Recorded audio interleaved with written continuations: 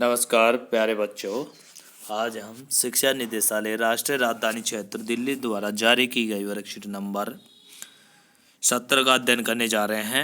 विषय विज्ञान है, कक्षा 10वीं है। आज का हमारा टॉपिक है हमारा पर्यावरण, पारितंत्र। इसमें पढ़ेंगे हम पारितंत्र। अब देखिए पारितंत्र क्या होता है बच्चों। पहले तो देखिए पर्यावरण क्या होता है। हमारा पर्यावरण जो हमारे आसपास का जो आवरण है उसे पर्यावरण कहते हैं। पर्यावरण यानी हमारे आसपास का जो आवरण है, जिसमें हवा है, हमारे आसपास क्या है, हमारे चारों तरफ हवा, और उसमें जो जीव जंतु सभी रहते हैं वो पर्यावरण में आते हैं। तो देखिए यहाँ पर है पारितंत्र क्या होता है। किसी क्षेत्र के सभी जीव और वातावरण के अजैव कारक संयुक्त रूप से पारितंत्र बनाते हैं। अब मैं आपको बता देता हूँ। परि प्लस आवरण, आवरण यानी कि हमारे चारों तरफ का जो आवरण है, जिसमें जैविक और अजैविक यानी जैविक और अजैविक जो भी घटक है वो सब पर्यावरण में आते हैं। और पर्यावरण से ही निकल के पारितंत्र आया है। पारितंत्र यानी कि हमारे चारों तरफ का, परितंत्र यानी पारी यानी परितंत्र यानी हमारे चारों तरफ का जो तंत्र है उसे पारितंत्र कहते हैं। उसमें सभी जीव और वातावरण के अजैव कारक संयुक्त रूप से पारितंत्र बनाते हैं। अब देखिए पारितंत्र के प्रकार। पारितंत्र दो प्रकार का होता है। देखिए बच्चों, ये आपके बोर्ड एग्जाम के लिए बहुत ही इम्पोर्टेंट टॉपिक है। इसमें से क्वेश्चन जरूर आता है। आज की वर्कशीट में से 101% एक क्वेश्चन जरूर एग्जाम में आएगा। इस वजह से आप ध्यानपूर्वक समझिए। और ये सरल भी टॉपिक है, इजी टॉपिक है। इसमें से सभी लगभग सभी बच्चे इसके आंसर भी दे देंगे। इस वजह से आपके लिए बहुत ही इम्पोर्टेंट टॉपिक है ये। पारितंत्र दो प्रकार के होते हैं। एक तो प्राकृतिक पारितंत्र, पारितंत्र या पारितंत्र जो प्रकृति में पाया जाता है, जैसे तालाब, झील आदि। पारितंत्र जो प्रकृति द्वारा जो तंत्र बनता है उसे पारितंत्र कहते हैं। और एक होता है मानव निर्मित पारितंत्र, जिसे कृत्रिम पारितंत्र कहते हैं, जैसे खेत, बाग, एक्वेरियम। ओके बच्चों, अब इनके बारे में एक एक करके आपको कुछ समझाता हूँ कि पारितंत्र में पारितंत्र क्या होता है। देखो, एक पारितंत्र होता है जिसमें जैविक और अजैविक घटक सभी पाए जाते हैं। अब यहाँ पर प्राकृतिक पारितंत्र मैं आपको समझा देता हूँ उदाहरण के तौर पर। जैसे तालाब आपको पता है, ये तालाब होता है। तालाब के अंदर पौधे भी होते हैं, जलीय पौधे भी होते हैं, जीव भी होते हैं। तो ये सब मिलके, अब आपको पता है जलीय पौधों को जीव खाते हैं और जीवों को भी जीव खाते हैं। तो ये सभी मिलके अपना जीवन यापन करते हैं। तो इस तालाब को, जो ये तालाब है, तो ये अपने आप में एक पारितंत्र है। तो ये प्राकृतिक है। झील भी जो प्राकृतिक होती है। एक कृत्रिम जो हम खेत है, ये खेत है, खेत में पौधे उगा दिए जाते हैं, उसमें जंगली पौधे भी, उस जंगली जानवर भी उसको खाते हैं और हम भी उसका उपयोग करते हैं। तो ये एक कृत्रिम पारितंत्र हो गया। ओके बच्चों, खेत, बाग, एक्वेरियम क्या होता है आपको पता है। इस प्रकार से, जैसे आपको पता है, तो जलीय जीव, जैसे आपको पता है मछली होती है, मछली को पानी भरा रहता है, उस पानी में मछलियाँ रहती है, घूमती रहती है, जो जो हम उसको एक सुंदरता के लिए अपने बंगलों में, घरों में रखा होता है, तो वो एक्वेरियम होता है। तो वो भी एक तरह से कृत्रिम है। तो समझ में आ गया आपके प्राकृतिक पारितंत्र और कृत्रिम पारितंत्र। आप आपसे पूछ ले जाए पारितंत्र कितने प्रकार का होता है, 2 प्रकार का होता है। अब आगे बढ़ते हैं। देखिए पारितंत्र के घटक। देखिए बच्चों, बहुत ही इम्पोर्टेंट चीज़ें है। आप ध्यानपूर्वक देखेंगे तो वो आपके समझ में आ जाएगा। पारितंत्र के घटक बहुत ही ईजी है पर समझना जरूरी है। पारितंत्र के घटक, एक तो अजैविक घटक होते हैं। अजैविक घटक में हवा, जल, भूमि है। और जैविक घटक में पौधे और जानवर है। ओके, अब देखिए आपको पता है अजैविक घटक में हवा, जल, भूमि हो गया। जैविक घटक में पौधे और जानवर, जीव जंतु है। तो यहाँ पर इसमें जैविक घटक में पौधे, जानवर, तो यहाँ पर देखो एक इसको बांटा गया है जैविक घटक को। उत्पादक, जो उत्पादक कौन होते हैं, पेड़ पौधे। उत्पादक में आ जाते हैं पेड़ पौधे। उपभोक्ता, जो पेड़ पौधों को खाता है। और उपभोक्ता जो पेड़ पौधों को खाता है, उनको भी अपघटन, उनको मिट्टी में मिलाने वाले अपघटक कहलाते हैं। ओके, तो अब यहाँ पर देखिए उत्पादक में तो हो गए पेड़ पौधे, यहाँ पर देखो मैं कर देता हूँ, उत्पादक कौन हो गए, पेड़ पौधे। ओके, अब यहाँ पर आ जाता है उपभोक्ता। उपभोक्ता एक तो शाकाहारी होता है जो पेड़ पौधों को, ये शाकाहारी क्या करता है, पेड़ पौधों को खाता है, यानी उत्पादक को खाता है, वो शाकाहारी हो गया। अब शाकाहारी को खाने वाले कौन हो गए, मांसाहारी। शाकाहारी को खाने वाले कौन हो गए, मांसाहारी। और जो मांसाहारी को भी खाते हैं और शाकाहारी को भी, यानी शाकाहारी मांसाहारी को भी खाते हैं और शाकाहारी को भी खाते हैं, वो कौन हो गए, सर्वाहारी। जिसमें जैसे कि मनुष्य, यहाँ पर देखिए ये सर्वाहारी में कौन आ गया, मनुष्य। और परजीवी, और परजीवी जो दूसरों पर आश्रित रहते हैं, दूसरों पर जीवन यापन करते हैं, जैसे कि जूं, वो परजीवी हो गए। अपघटक, अपघटक में आपको पता है यहाँ पर कीड़े और मकोड़े, यहाँ पर और कवक, ये हो गए। तो ये चीज़ होती है। तो आपको समझ में आ गया, उत्पादक पेड़ पौधे होते हैं जो उत्पादन करते हैं। तो उत्पादक पेड़ पौधे हो गए, पेड़ पौधों को खाने वाला शाकाहारी, शाकाहारी को खाने वाला मांसाहारी, और जो दोनों को ही खाता है वो सर्वाहारी। ओके, और परजीवी जो दूसरों पे जीवन यापन करता है वो परजीवी होता है। अब इनके उदाहरण दे देता हूँ मैं। उत्पादक में तो हो गए पेड़ पौधे, पेड़ पौधे, ठीक है। शाकाहारी में हो गए हिरण, हिरण और खरगोश, खरगोश, ठीक है। हिरण, खरगोश और बकरी, जिसमें कहते थे बकरी, बकरी। ओके, मांसाहारी में हो गया, आपको पता है मांसाहारी में मांसाहारी में आ गए जैसे चीता, शेर, चीता और शेर, ये मांसाहारी में आ गए। अब आपको पता है सर्वाहारी में कौन कौन आ गए, सर्वाहारी में मनुष्य, कुत्ता, सर्वाहारी में आ गए जो दोनों को खाते हैं। परजीवी में जूं, जूं होती है ना, हमारे शरीर में भी पाया जाता है। हमारे शरीर में भी कई ऐसे जो है परजीवी है जो शरीर के अंदर भी, जैसे फीताकृमि, ये हमारे शरीर में। तो यहाँ पर परजीवी में जूं ले लो। ओके, इसके बाद में अपघटक में ले लो आप, अपघटक में क्या आ गया, कवक। कवक ये क्या करती है, बैक्टीरिया, ये सब अपघटक का काम करते हैं। तो कवक आ गए इसमें, जो सभी जीव जंतु को आपको पता है मरते हैं कुछ दिनों बाद में उसको मिट्टी में मिला देती है, कवक। और सूक्ष्म जीव, छोटे छोटे जीव या सूक्ष्म जीव, इसमें आ जाते हैं सूक्ष्म जीव। ओके, तो ये अपघटक होते हैं। प्यारे बच्चों, समझ में आ गया होगा ये। अब देखिए हम आगे बढ़ते हैं। उपभोक्ता जो उपभोग करते हैं, उत्पादक में पेड़ पौधे आ गए। अब देखिए हम यहाँ पर एक एक इनके बारे में पढ़ते जाते हैं।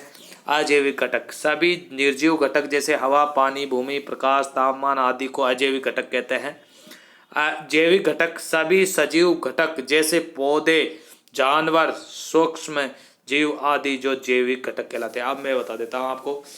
अजैविक घटक वो होते हैं जिनमें जीव नहीं होता, जो वृद्धि नहीं करते। जो अजैविक घटक कौन होते हैं, जो वृद्धि नहीं करता। अजैविक घटक उसे कहते हैं जो वृद्धि नहीं करता, जनन नहीं करता, जनन नहीं करता, वो अजैविक घटक होता है। ओके बच्चों, और जो वृद्धि करता है और जनन करता है वो क्या होता है, जैविक घटक होता है। ओके बच्चों, समझ में आ गया। अब मैं आगे बढ़ता हूँ। देखिए यहाँ पर देखिए आप, पोषण के आधार पर जैविक घटकों को निम्न भागों में बांटा गया है। जैविक घटक भी दो प्रकार के, एक तो उत्पादक, सभी हरे पौधे व नील हरित शैवाल अपना भोजन प्रकाश संश्लेषण द्वारा बनाते हैं, यानी कि अपना भोजन स्वयं बनाते हैं वो प्रकाश संश्लेषण की क्रिया द्वारा, सूर्य के प्रकाश में। ओके, वो उत्पादक होते हैं। उपभोक्ता, ऐसे जीव जो अपने जो ऐसे जीव जो भोजन के लिए परोक्ष या अपरोक्ष रूप से उत्पादक पर निर्भर होते हैं, यानी कि उपभोक्ता में ऐसे जीव आते हैं जो भोजन के लिए परोक्ष, डायरेक्ट और इनडायरेक्ट रूप से उत्पादक पर यानी पेड़ पौधों पर निर्भर होते हैं, वो सब उपभोक्ता कहलाते हैं। हम भी उपभोक्ता ही है। ओके, इसके बाद में आ जाता है उपभोक्ता को निम्न में बांटा गया। अब उपभोक्ता भी दो प्रकार के हो गए। अब उपभोक्ता दो प्रकार के कौन कौन से हो गए, देखिए यहाँ पर ध्यानपूर्वक देखना। एक तो शाकाहारी, पौधे खाने वाले जीव जो जैसे बकरी, हिरण, ये तो हो गए शाकाहारी। मांसाहारी, मांस खाने वाले जीव जैसे शेर, बाघ, ये मांसाहारी हो गए। जो दोनों को ही खाता है, इन दोनों को ही, वो हो गया सर्वाहारी। ऐसे जीव जो हरे पौधे और मांस दोनों ही खाते हैं, जैसे मानव, कौवा, कुत्ता, बिल्ली, ये सब क्या है, सर्वाहारी है। ओके। इसके बाद में आ जाइए परजीवी। अब परजीवी क्या होते हैं? दूसरे के शरीर पर रहकर भोजन प्राप्त करने वाले जीव, जैसे जूं, अमरबेल। ओके। ये फीताकर्मी, फीताकर्मी भी है यहाँ पर, फीताकर्मी, ये भी मनुष्य के शरीर के अंदर पाया जाता है। तो ये सब क्या है, परजीवी है। ओके। अब देखो अपघटक, वे जीव जो मरे हुए जीव या पौधों को सरल अणुओं में अपघटित करते हैं या वापस मिट्टी में मिला देते हैं, वो है जीवाणु, कवक। ये सब चीजें क्या है, अपघटक कहलाते हैं। जो सबको मरे हुए जीवों को, पौधों को वापस मिट्टी में मिला देते हैं, वो अपघटक कहलाते हैं, यानी उनको अपघटन कर देते हैं, सरल अणुओं में अपघटन करते हैं, अपघटक कहलाते हैं। ओके बच्चों, इस प्रकार से तो ये हुआ। अब देखा, आ जाइए, आपके कुछ बहुत ही इंपॉर्टेंट चीज़ बता रहा हूँ, इससे संबंधित एग्जाम में हर बार पूछा जाता है। ये बहुत ही इंपॉर्टेंट टॉपिक है आज का आपका एग्जाम के लिए, और इजी वे में ये आपको याद भी हो जाता है। इस वजह से ये आपके लिए बहुत ही इम्पोर्टेंट चीज़ है। देखिए, मैं आपको कुछ अच्छी चीज़ बताने जा रहा हूँ। ये हो गया हमारा आहार श्रृंखला। अब देखो, आहार श्रृंखला के बारे में आपको मैं समझा देता हूँ बहुत ही ढंग से। देखिए, आहार श्रृंखला, आहार श्रृंखला का मतलब है आहार की श्रृंखला, ऐसी श्रृंखला जिसमें एक जीव दूसरे जीव को भोजन के रूप में खाता है। देखो, घास, घास क्या है यहाँ पर, उत्पादक, उत्पादक, उत्पादक है यहाँ पर, उत्पादक। हिरण क्या है, उपभोक्ता, उपभोक्ता। और शेर भी क्या है, उपभोक्ता, उपभोक्ता है।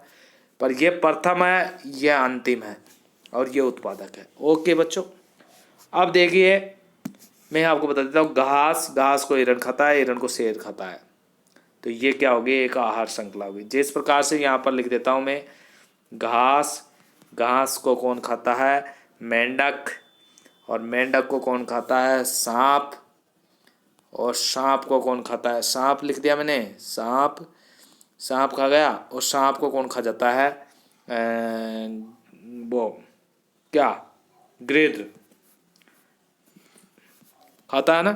तो इस प्रकार से ये इनका एक सीरीज होती है, एक श्रृंखला होती है, जिसे खाद्य श्रृंखला कहते हैं।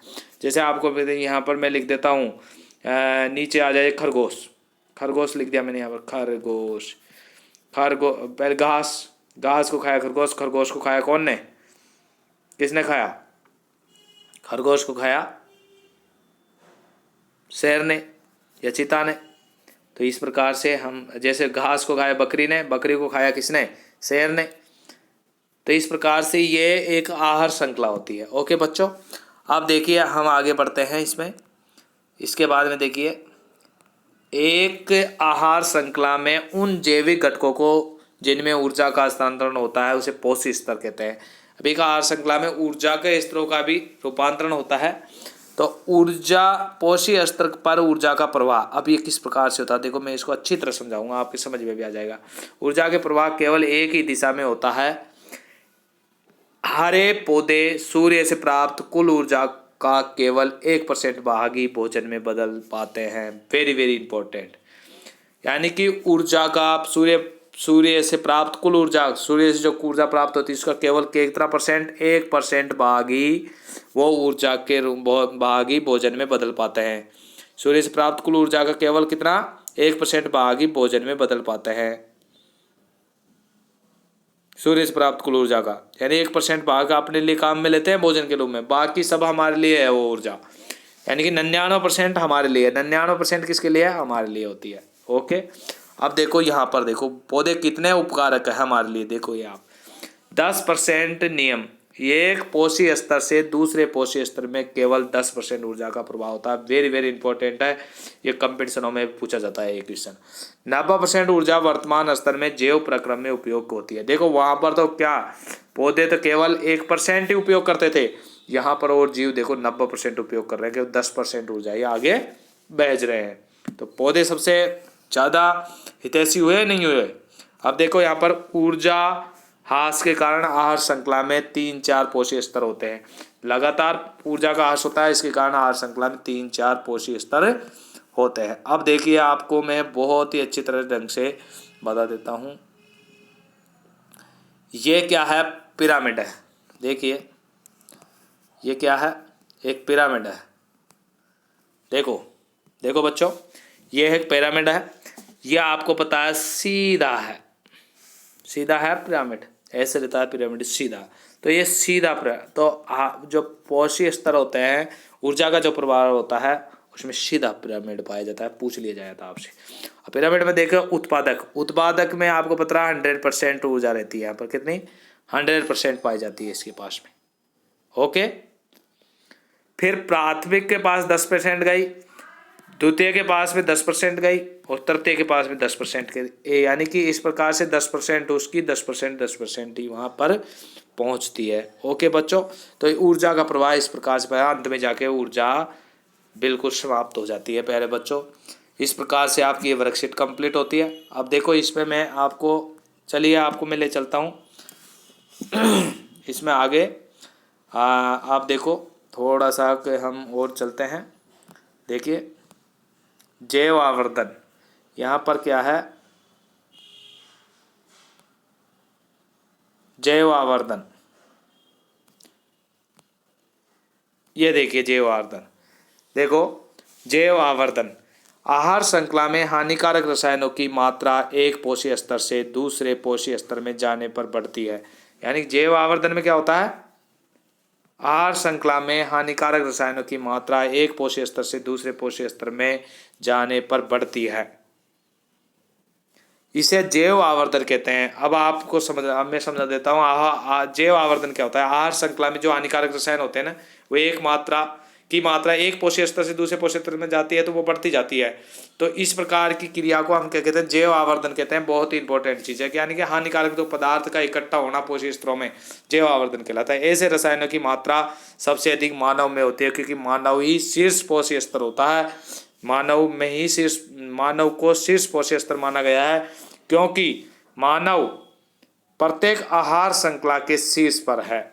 क्योंकि मानव सबको खा जाता है, तो इस वजह से शीर्ष होता है। तो सबसे ज़्यादा जैव आवर्धन हानिकारक रसायन कहाँ पहुँचता है? मनुष्य के पास पहुँचता है, और मनुष्य उसको अपने शरीर में अंदर ले लेता है, प्रवेश करा लेता है, जिससे ही मनुष्य में कई प्रकार की बीमारियां हो जाती है। अब देखिए बच्चों, यहाँ पर आ जाइए आप, अभ्यास के प्रश्न। अब देखो, यदि उत्पादक स्तर पर 1000 जूल ऊर्जा है तो प्रथम पोषक स्तर पर कितनी होगी? आपको बताओ 10% ही जाती है, तो 1000 है तो उसका 10% निकालो। 1000 का 10% कैसे निकालेंगे? 10/100, 100 से हमने इसको गुणा कर दिया, 2 जीरो से 2 जीरो काट दिया, हमारे पास में कितनी बची? 100 बची, 100 जूल। यानी कि ये कट गया तो हमारे पास कितने? 100 जूल। 100 जूल ऊर्जा प्रथम पोषक स्तर में जाएगी। ओके बच्चों, इसके बाद में हम जाते हैं, ये तो हो गया आपका फर्स्ट क्वेश्चन का आंसर। अब सेकंड क्वेश्चन है, तालाब और जंगल में आहार श्रृंखला बनाओ। देखिए बच्चों, बहुत ही अच्छा क्वेश्चन है आपके लिए। तालाब में आपको पता है, तालाब में क्या रहते हैं? पौधे। यहाँ पर भी जलीय पौधे हो गए। जलीय पौधों से आपको पता है, जलीय पौधे, तो जलीय लिख लेता हूँ, जलीय पौधे, जलीय पौधे हो गए। जलीय पौधों से वहाँ पर तालाब में जलीय पौधे हैं। जब जलीय पौधों से आपको पता है फिर कौन खाता है उनको खाते हैं जलीय जीव। वहाँ पर जलीय जीव। अब जलीय जीव में कौन आ गया वहाँ पर? जैसे मेंढक, मछली, ये उसको खाते हैं, खा गए। और अब इनको कौन खा जाता है? इनको खा जाता है, आपको पता है कौन? बगुला। कौन खाता है? बगुला। बगुला खाता है, नहीं खाता? और मानव। तो एक आहार श्रृंखला तो होगी तालाब की। ओके, दूसरी है जंगल की। जंगल में आपको पता है कौन रहता है? पेड़ पौधों को कौन खाता है? खरगोश, हिरण। इनको कौन खाता है? शेर खाता है। कौन खाता है? शेर। तो शेर खाता है। तो एक आहार श्रृंखला ये हो गई। ओके बच्चों, इस प्रकार से आपकी ये वर्कशीट कंप्लीट होती है। मैं आशा करता हूँ सभी बच्चों की ये वर्कशीट कंप्लीट रूप से समझ में आ गई होगी। यदि फिर भी किसी बच्चे की कोई डाउट रहती है तो वो कमेंट बॉक्स में लिखे या पर्सनल मेरे नंबर पर मेरे से कांटेक्ट करके अपने डाउट क्लियर करें। धन्यवाद प्यारे बच्चों, मिलते हैं नेक्स्ट वर्कशीट को। जब तक के लिए नमस्कार।